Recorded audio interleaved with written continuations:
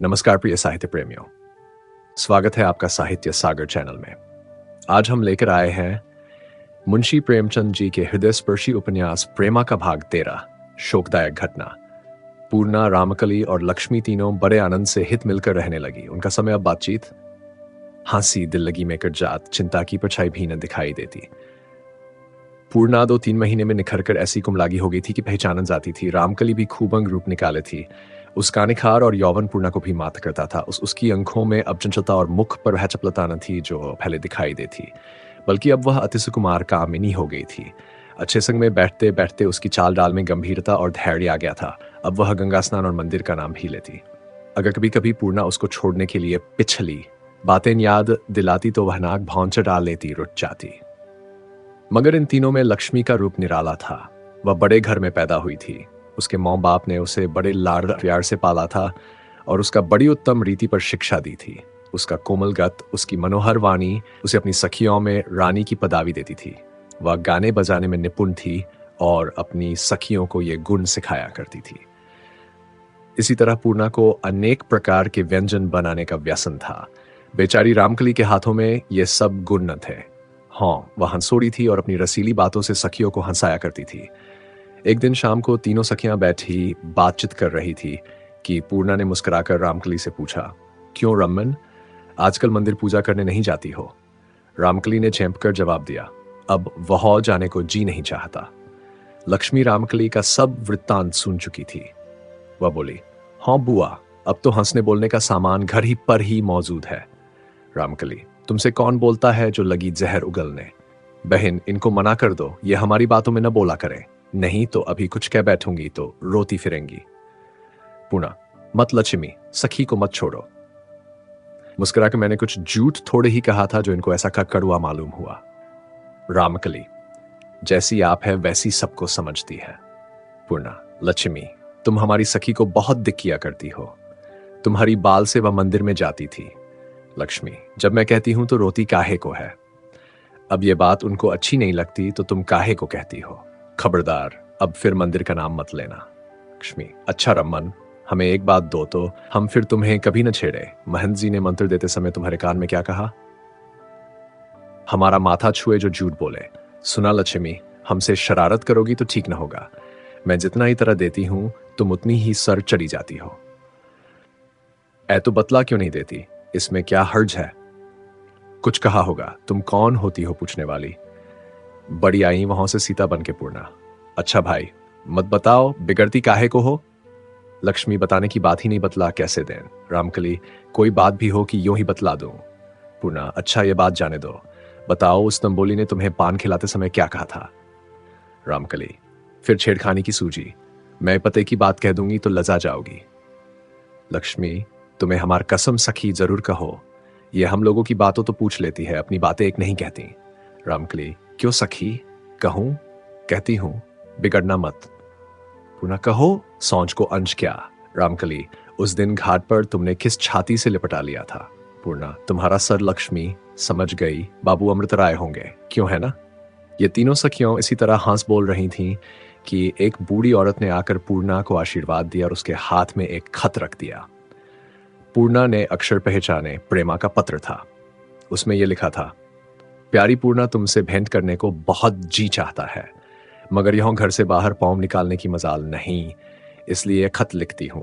मुझे तुमसे एक अति आवश्यक बात करनी है जो पत्र में नहीं लिख सकती हूं, और तुम बिल्लो को इस पत्र का जवाब देकर भेजो तो जबानी कह दूंगी।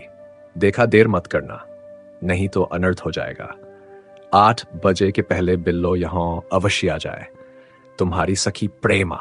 पत्र पढ़ते ही पूर्णा का चित्त व्याकुल हो गया। चेहरे का रंग उड़ गया और अनेक प्रकार की शंकाएं लगी। या नारायण, अब क्या होने वाला है? लिखती है, देखो देर मत करना, नहीं तो अनर्थ हो जाएगा। अभी तक वह कचहरी से नहीं लौटे। रोज तो अब तक आ जाया करते थे। इनकी यही बात तो हमको अच्छी नहीं लगती। लक्ष्मी और रामकली ने जब उसको ऐसा व्याकुल देखा तो घबरा कर बोली, क्या बहन, कुशल तो है? इस पत्र में क्या लिखा है? पूर्णा, क्या बताऊं क्या लिखा है? रामकली, तुम जरा कमरे में जाके झांको तो आए या नहीं अभी? रामकली ने आकर कहा, अभी नहीं आए। लक्ष्मी, अभी कैसे आएंगे? आज तो 3 आदमी व्याख्यान देने गए हैं। इसी घबराहट में 8 बजा। पूर्णा ने प्रेमा के पत्र का जवाब लिखा और बिल्लो को देकर प्रेमा को घर भेज दिया। आधा घंटा भी न बीता था कि बिल्लो लौट आई, बदहवास और घबराई हुई। पूर्णा ने उसे देखते ही घबराकर पूछा, कहो बिल्लो, कुशल कहो। बिल्लो, क्या कहूं, बहू कहते नहीं बनता, न जाने अभी क्या होने वाला है। पूर्णा, क्या कहा? कुछ चिट्ठी पत्री तो नहीं दिया? बिल्लो, चिट्ठी कहां से देती, हमको अंदर बुलाते डरती थी। देखते ही रोने लगी और कहा, बिल्लो, मैं क्या करूं, मेरा जी यहां बिल्कुल नहीं लगता। मैं पिछली बातें याद करके रोया करती हूं। वह दाननाथ कभी जब मुझे रोते देख लेते हैं तो बहुत जल्लाते हैं। एक दिन मुझे बहुत जली कटी सुनाई और चलते समय धमका कर कहा, एक औरत के 2 चाहने वाले कदापि जीते नहीं रह सकते। ये कहकर बिल्लो चुप हो गई। पूर्णा के समझ में पूरी बात ना आई। उसने कहा, चुप क्यों हो गई, जल्दी कहो, मेरा दम रुका हुआ है। बिल्लो, इतना कहकर वह रोने लगी। फिर मुझको नजदीक बुला के कान में कहा, बिल्लो, उसी दिन से मैं उनके तेवर बदले हुए देखती हूं। वह 3 आदमियों के साथ लेकर रोज शाम को न जाने कहां जाते हैं। आज मैंने छिपकर उनकी बातचीत सुन ली। 12 बजे रात को जब अमृतराय पर चोट करने की सलाह हुई है, जब से मैंने ये सुना है हाथों के तोते उड़े हुए हैं। मुझ अभागिनी के कारण न जाने कौन कौन दुख उठाएगा। बिल्लो की यह बातें सुनकर पूर्णा के पैरतले से मिट्टी निकल गई। दनानाथ की सबीर भयंकर रूप धारण किए उसकी आंखों के सामने आकर खड़ी होगी। वह उसी दम दौड़ती हुई बैठक में पहुंची। बाबू अमृतराय का हाँ पता न को बिल्लो से कहो, तुम जाकर आदमियों कह दो फाटक पर खड़े हो जाए। और खुद उसी जगह कुर्सी पर बैठकर गुनने लगी कि अब उनको कैसे खबर करूं कि इतने में गाड़ी की खड़खड़ाहट सुनाई दी। का दिल बड़े जोर से दर्द धड़ करने लगा। वह हेल्प कर दरवाजे पर आई और कुमती हुई आवाज से पुकार बोली, इतनी देर खौं लगाई, जल्दी आते क्यों नहीं। अमृतराय जल्दी से उतरे और कमरे के अंदर कदम रखते ही पूर्णा ऐसे लिपट गई मानो उन्हें किसी के वार से बचा रही है और बोली, इतनी जल्दी क्यों आए, अभी तो बहुत सवेरा है। अमृतराय, प्यारी, क्षमा करो, आज जरा देर हो गई। पूर्णा, चलिए रहने दीजिए, आप तो जाकर सैर सपाटे करते हैं, यहां दूसरों की जान हल्कान होती है। अमृतराय, क्या बताएं, आज बात ऐसी आपड़ी की रुकना पड़ा, आज माफ करो। यह कहकर वह पड़े उतारने लगे, मगर पूर्णा वही खड़ी रही जैसे कोई चौंकी हुई हरिणी। उसकी आंखें दरवाजे की तरफ फलगी थीं। अचानक उसको किसी मनुष्य की परछाई दरवाजे के सामने दिखाई पड़ी और वह बिजली की राह चमकर दरवाजा रोकर खड़ी हो गई। जूता खोलने आ रहा था। बाबू साहब ध्यान से देखा तो पूर्णा कुछ घबराई हुई दिखाई दी। बोले, प्यारी, आज तुम कुछ घबराई हुई हो। पूर्णा, सामने वाला दरवाजा बंद करा दो। अमृतराय, गर्मी हो रही है, हवा रुक जाएगी, यहां न बैठने दूंगी, ऊपर चलो। क्यों, बात क्या है? डरने की कोई वजह नहीं। पूर्णा, मेरा जी यहां नहीं लगता, ऊपर चलो। वहां चौंदनी में खूब ठंडी हवा आ रही होगी। अमृतराय मन में बहुत सी बातें सोचते सोचते पूर्णा के साथ कोठे पर गए। खुली हुई छत थी, कुर्सियां धरी हुई थी। 9 बजे रात का समय, चैत्र के दिन, चौदनी खूब छिटकी हुई, मंद मंद शीतल वायु चल रही थी। बगीचे के हरे भरे वृक्ष धीरे धीरे झूम झूम कर अतिशोभायमान हो रहे थे। जान पड़ता था कि आकाश ने उसकी पतली हादर सब चीजों पर डाल दी है। दूर दूर के दुधले धुपेड़ ऐसे मनोहर मालूम होते हैं मानो वह देवताओं के रमण करने के स्थान है, या वह उस तपोवन के वृक्ष है जिनकी छाया में शकुंतला और उसकी सखियों भ्रमण किया करती थी, और जहां उस सुंदरी ने अपने जान के अधार राजा दुष्यंत कमल के पत्ते पर प्रेम पाती लिखी थी। पूर्णा और अमृतराय कुर्सियां पर बैठ गए। ऐसे सुखदायक एकांत में चंद्रमा की किरणों ने उनके दिलों पर आक्रमण करना शुरू किया। अमृतराय ने पूर्णा के रसीले अधर चूम कर कहा, आज कैसी सुहावनी चांदनी है। पूर्णा, मेरी जी इस घड़ी चाहत है कि मैं चिड़िया होती तो क्या करती। पूर्णा तुरकर उन दूर वाले पेड़ों पर जा बैठती।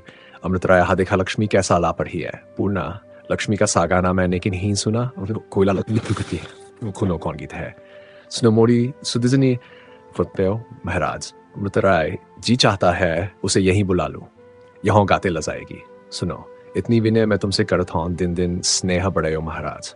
हाय जी बेचैन हुआ जाता है। पूर्णा, जैसे कोई कलेजे में बैठा चुटकियों ले रहा हो, कान लगाओ, कुछ सुना, कहती है। मैं मधुमाती अर्ज करत हूं, नित दिन पतिया पठयो महाराज। अमृतराय, कोई प्रेम रस की माती अपने सजन से कह रही है। पूर्णा कहती है, नित दिन पतिया पठयो महाराज, हाय बेचारी प्रेम में डूबी हुई है। अमृतराय चुप हो गई। अब वह सन्नाटा कैसा मनोहर मालूम होता है।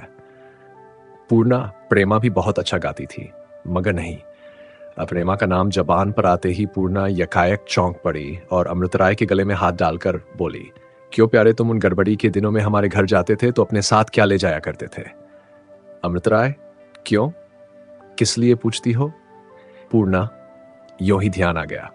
अमृतराय, अंग्रेजी तमंचा था, उसे पिस्तौला कहते हैं। पूर्णा, भला किसी आदमी के पिस्तौल की गोली लगे तो क्या हो, तुरंत मर जाए। मैं चलाना सीखूं तो आ जाए। तुम पिस्तौल चलाना सीख कर क्या करोगी? क्या नैनों की कटारी कुछ कम है? इस दम यही जी चाहता है कि तुमको कलेजा में रख लूं। पूर्णा, मेरी तुमसे यही विनय है, मेरा सुदी जनी बिसरे हो। महाराज, ये कहते कहते पूर्णा की आंखों में नीर भर आया। अमृतराय भी गदगद स्वर हो गए और उसको खूब भेंच भेंच प्यार किया। इतने में बिल्लो ने आकर कहा, चलिए रसोई तैयार है। अमृतराय तो उधर भोजन पाने गए और पूर्णा ने इनकी अलमारी खोलकर पिस्तौल निकाल ली और उसे उलट पुलट कर गौर से देखने लगी। जब अमृतराय अपने दोनों मित्रों के साथ भोजन पाकर लौटे और पूर्णा को पिस्तौल लिए देखा तो जीवननाथ ने मुस्कुराकर पूछा, क्यों भाभी, आज किसका शिकार होगा? पूर्णा, इसे कैसे छोड़ते हैं, मेरे तो समझ ही में नहीं आत। जीवननाथ, लाओ मैं बता दूं। यह कहकर जीवननाथ ने पिस्तौल हाथ में ली, उसमें गोली भरी और बरामदे में आए और एक पेड़ के तने में निशान लगाकर 2-3 फायर किए। अब पूर्णा ने पिस्तौल हाथ में ली, गोली भरी और निशाना लगाकर दागा, मगर ठीक न पड़ा। दूसरा फायर अब की निशाना ठीक बैठा। तीसरा फायर किया, वह भी ठीक। पिस्तौल रख दी और मुस्कुराते हुए अंदर चली गई। अमृतराय ने पिस्तौल उठा लिया और जीवननाथ से बोले, कुछ समझ में नहीं आता कि आज इनको पिस्तौल की धुन क्यों सवार है। जीवननाथ, पिस्तौल रख दे के छोड़ने की जीचा होगा। अमृतराय, नहीं, आज जब से मैं आया हूं कुछ घबराया हुआ देख रहा हूं। जीवन ने कुछ पूछा नहीं। अमृतराय, पूछा तो बहुत, मगर जब कुछ बतलाए भी हूं हों करके टाल गई। जीवननाथ, किसी किताब में पिस्तौल की लड़ाई पड़ी होगी। और क्या? प्राणनाथ, यही मैं भी समझता हूं, सिवाय इसके और हो ही क्या सकता है। कुछ देर तक तीनों आदमी बैठे गपशप करते रहे। जब 10 बजने को आए तो लोग अपने अपने कमरों में विश्राम करने चले गए। बाबू साहब भी लेटे, दिन भर के थके थे, अखबार पढ़ते पढ़ते सो गए। मगर बेचारी पूर्णा की आंखों में नींद कहो, वह 12 बजे तक एक कहानी पढ़ती रही। जब तमाम सोता पड़ गया और चारों तरफ सन्नाटा छा गया तो उसे अकेले डर मालूम होने लगा। डरते ही डरते उठी और चारों तरफ के दरवाजे बंद कर लिए, मगर जवनी की नींद बहुत रोकने पर भी एक झपकी आ ही गई। आधी घड़ी भी न बीती थी कि भय में सोने के कारण उसे एक अति भयंकर स्वप्न दिखाई दिया। चौंकर उठ बैठी, हाथ पांव थर थर कांपने लगे, दिल में धड़कन होने लगी। पति का हाथ पकड़कर चाहती थी कि जगा दें, मगर फिर यह समझकर कि इनकी प्यारी नींद उचट जाएगी तो तकलीफ होगी, उनका हाथ छोड़ दिया। अब इस समय उसकी जो अवस्था है वर्णन नहीं की जा सकती। चेहरा पीला हो रहा है, डरी हुई निगाहों से इधर उधर ताक रही है, पत्ता भी खड़खड़ाता है, ता चौंक पड़ती है। कभी अमृतराय के सिरहाने खड़ी होती है, कभी पैताने। लैंप की धुंधली रोशनी में वह सन्नाटा और भी भयानक मालूम हो रहा है। तस्वीरें जो दीवारों से लटक रही है इस समय उसको घूरते हुए मालूम होती है। उसके सब्रों के टेढ़े पिस्तौल हाथ में लिए घबरा घबरा कर घड़ी की तरफ देख रही है। यकायक उसको ऐसा मालूम हुआ कि मरे की छत दबी जाती है। फिर घड़ी की सुइयों को जगह था, इतने ही में उसको कई आदमियों के पांवों की आहट मालूम हुई। कलेजा बौंसों उछालने लगा। उसने पिस्तौल संभाली, यह समझ गई कि जिन लोगों के आने का अटकाथावा आ गए। तब भी उसको विश्वास था कि इस बंद कमरे में कोई नासकेगा।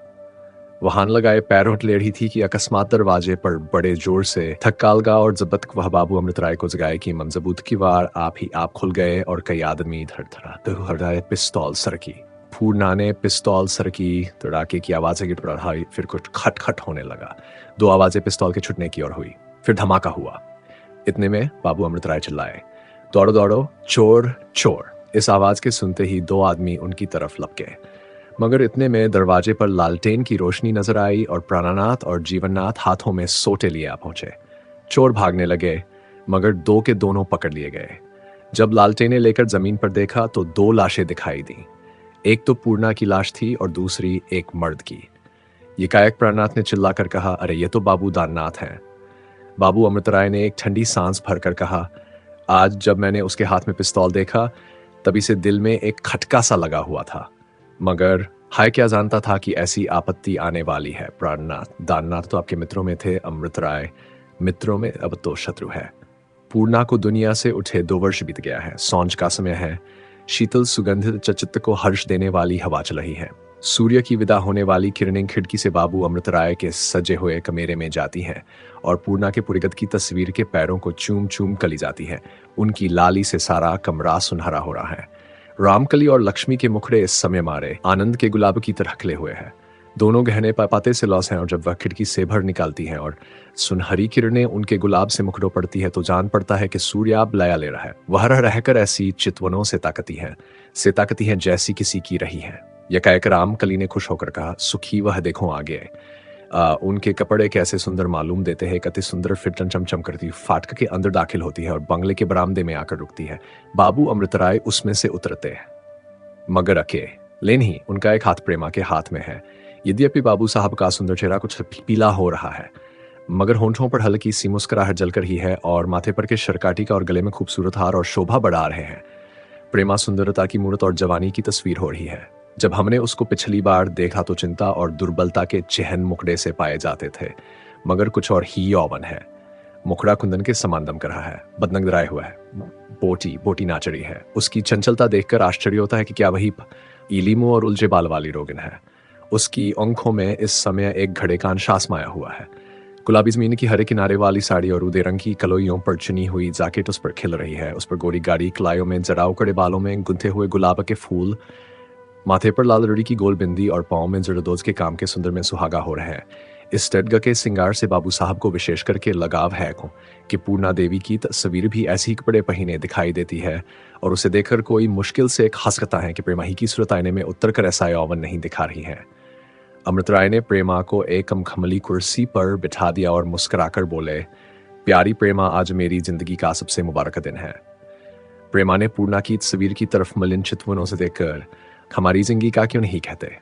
प्रेमा ने यह कहा था कि उसकी नजर एक लाल चीज पर जा पड़ी जो पूर्णा की तस्वीर के नीचे एक खूबसूरत दीवारगीर पर धरी हुई थी।